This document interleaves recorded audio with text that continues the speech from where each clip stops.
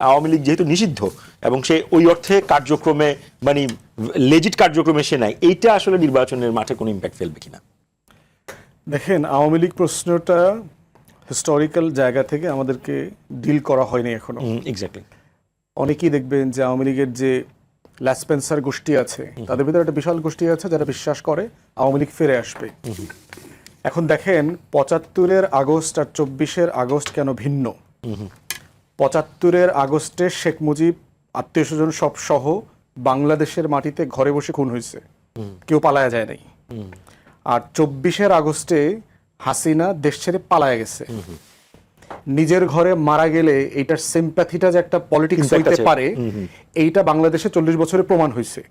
যে একটা সিম্প্যাথির পলিটিক্স, একটা মন্দিরের রাজনীতি, একটা শোকের রাজনীতি, একটা মেমোরেবেলিয়া, একটা স্মৃতি তৈরি হয়েছে, স্মৃতিস্তম্ভ তৈরি হয়েছে। শেখ মুজিবকে ঘিরে যে মূর্তি পূজা তৈরি হয়েছে, একটা ভাবমূর্তি তৈরি করছে।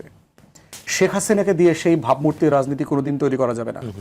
পলাতক সেনা প্রধানকে দিয়ে পৃথিবীতে কোনোদিন রাজ্য বিজয় হয় না।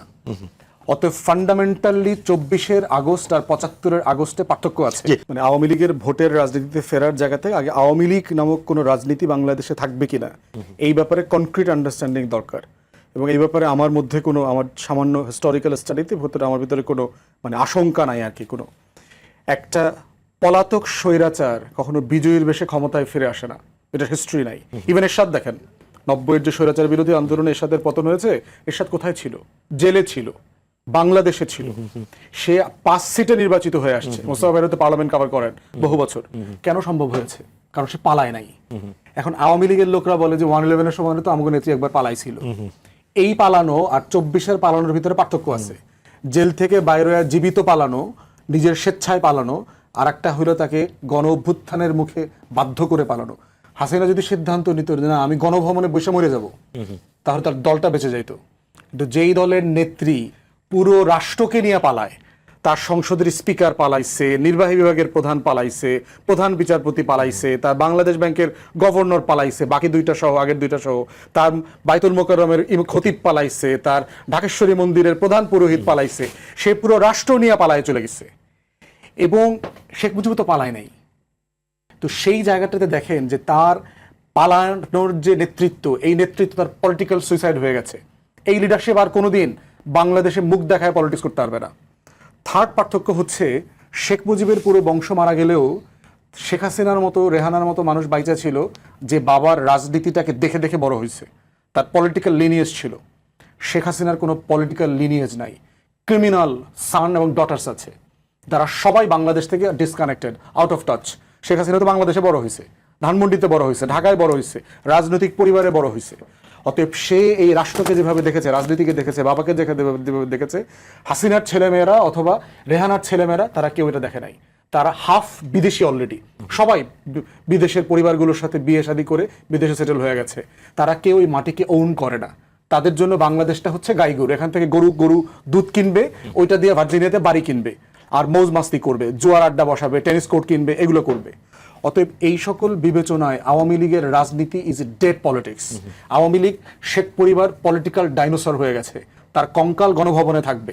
তাহলে এখন প্রশ্ন হচ্ছে, তাহলে উৎপাত করে যে, মানে আওয়ামী লীগের উৎপাতের মধ্যে তো আমরা এখনো আছি, এখনো লেজ লড়ায়। এখন প্রশ্ন হচ্ছে, কোরবানির সময় গরু জবাই তো দেখছেন, গরু জবাই হয়ে যাওয়ার পরেও কিন্তু হাত পাও লড়ায়, লেজ লড়ায়। আওয়ামী লীগ গত বছর গণ অভ্যুত্থানের মধ্য দিয়ে পলিটিক্যালি কোরবানি হয়ে গেছে। এখন ওরা দেখতেছেন ওই কোরবানি হওয়া গরু লেজ লড়াইতেছে। এইটা হলো আওয়ামী উৎপাত। এইটা একটা সময়ের সাথে পলিটিক্যাল সেটেলমেন্টের মধ্য দিয়ে এটা অ্যাবজর্ভ হয়ে যাবে সিস্টেমের মধ্য দিয়ে। তাহলে প্রশ্ন হচ্ছে, যারা আওয়ামী লীগকে ভোট দিত তারা বিকল্প কাছাকাছি প্রার্থী খুঁজে নেবে। ৭০-এ মুসলিম লীগ বাংলাদেশে এই অঞ্চলে সবচেয়ে বড় দল ছিল না, সেই দলটা এখন নাই হয়ে গেছে না। 54-এর নির্বাচনে নিজামী ইসলাম পার্টি সবচেয়ে বড় দল ছিল না। শেরে বাংলার কৃষক প্রজা পার্টি দেশের সবচেয়ে বড় দল ছিল না। 46-এ পাকিস্তান সরকারে বেঙ্গলের অ্যাসেম্বলিতে প্রাইম মিনিস্টার হয়েছে যে দল, নাই হয়ে গেছে না। তাহলে প্রশ্ন হচ্ছে, রাজনীতি থাকা এবং নাই হয়ে যাওয়ার গ্রাফ আছে। দিন শেষে আপনি মানুষের হৃদয়ে থাকতে পারেন কিনা, রাজনীতি আকারে থাকতে পারেন কিনা। সেই জায়গাতে দিল্লিতে বসে যারা এখন অফিস খুলে মনে করতেছে তারা আওয়ামী লীগকে, জাতীয় পার্টিকে এই দরজা দিয়ে সেই দরজা দিয়ে বাংলাদেশে পাঠাবে, এটা খোয়াব, স্বপ্ন দেখতে এই ইস্যুটা আসলে আমাদের ত্রয়োদশ সংসদ নির্বাচনে কোনো ইম্প্যাক্ট হচ্ছে, ওই যে বললাম যে উৎপাত আকারে ইম্প্যাক্ট করবে। এবং এটা অলরেডি অবজারভেশন হয়ে যাচ্ছে জায়গায় জায়গায় এরা বিএনপির সাথে নেগোসিয়েশন করতেছে, জামাতের সাথে করছে। একটা প্রশ্ন একটু জিজ্ঞেস করে আমাদের দর্শকরা জানতে চাইছেন যে অনেকেই বলছে যে ইনক্লুসিভ ইলেকশনের কথা, সেই ইনক্লুসিভিটির ডেফিনেশনটা আসলে আওয়ামী লীগ বাদে দেখেন ইনক্লুসিভের হিস্ট্রিটা কোথায়। 1909 সালে যখন ব্রিটিশ কলোনিয়ালিস্টরা আপনার ইলেকশনকে ইন্ট্রোডিউস করলো, তখন ভোটার ছিল কারা? ভোটার ছিল যারা ট্যাক্স পেয়ার ছিল, যারা 9 পয়সা থেকে 35 পয়সা পর্যন্ত বছরে ন্যূনতম ট্যাক্স পে করত। তখন প্রশ্ন আসছে যে এইটা তো ইউনিভার্সাল ভোটার সিস্টেম হইল না, সবাই ভোটার না, তো সবাই নাগরিক না, সবাই 18 পরে হইলো তো ট্যাক্স পেয়ার না। এটা একটা জমিনদারি ভোটার সিস্টেম। জমিনদাররা, তালুকদাররা তারাই হইলো ট্যাক্স দেয়, তারাই হইলো মনোনয়ন দেয় এবং দেয়। সেই আলোচনার কনটেক্সটে হচ্ছে ইনক্লুসিভ আলোচনা আসছে যে শুধুমাত্র কি জমিনদাররা ভোট দেবে, তাহলে তো এই নির্বাচনগুলো ইনক্লুসিভ হবে না। দ্বিতীয় প্রসঙ্গ ছিল আপনার মুসলমান ভোটাররা, মুসলমান প্রার্থীকে ভোট দিত। একটা হিস্টোরিক্যাল আপনি একটা কনটেক্সট বললেন, কিন্তু এখন যে আলোচনা সেখানে কি আমরা ওইভাবেই বিবেচনা করছি? এখন তো ওই সেগ্রিগেশন গুলো নাই। জায়গাতে আসতেছি, মুসলমান ভোটাররা মুসলমান প্রার্থীকে ভোট দিত, হিন্দু ভোটাররা হিন্দু প্রার্থীকে ভোট দিত। 54-এও তাই হয়েছে। 70-এ প্রথমবারের মতো আমাদের ইউনিভার্সাল এবং ইনক্লুসিভ এই দুইটা প্রসেসের ভিতর থেকে নতুন ইলেকশন পদ্ধতি আসছে। এখন প্রশ্ন হচ্ছে যারা ভোটার তাদের ভোট দেওয়ার কোনো অপশনকে আমরা খর্ব করছি কিনা, যে আওয়ামী লীগকে যারা যেসব অঞ্চলের মানুষরা ভোট দিচ্ছে তারা এবার আর ভোটার থাকতে পারবে না। ভোটার তালিকা হালনাগাদ করবার ক্ষেত্রে কি এমন কোনো বিধান করা হয়েছে? করা হয় নাই। তাহলে প্রশ্ন হচ্ছে এই ইনক্লুসিভিটির প্রশ্ন কি 45-এ ইউরোপে দ্বিতীয় বিশ্বযুদ্ধের পরে কি নাৎসিদেরকে, ফ্যাসিস্টদেরকে রাজনীতিতে পুনর্বাসন করা হবে কিনা, এটা আলোচনার এজেন্ডা হতে পারে কিনা? অতএব গণ অভ্যুত্থানের পরে আওয়ামী লীগ, জাতীয় পার্টি, 14 দলীয় এই সিন্ডিকেটকে অংশগ্রহণ করতে নেবাটা এটা আলোচনার টপিক হইতে পারে না। এই আলোচনার টপিক মানে হচ্ছে আপনি 24-এর জুনে বাস করছেন, আপনি 24 পরবর্তী বাস্তবতাটা এখনো মেনে নিতে পারেন নাই, এবং সেইটাই হচ্ছে গণ অভ্যুত্থানের ট্র্যাজেডি হবে যদি আমরা সেই আলোচনায় ফিরে যাই।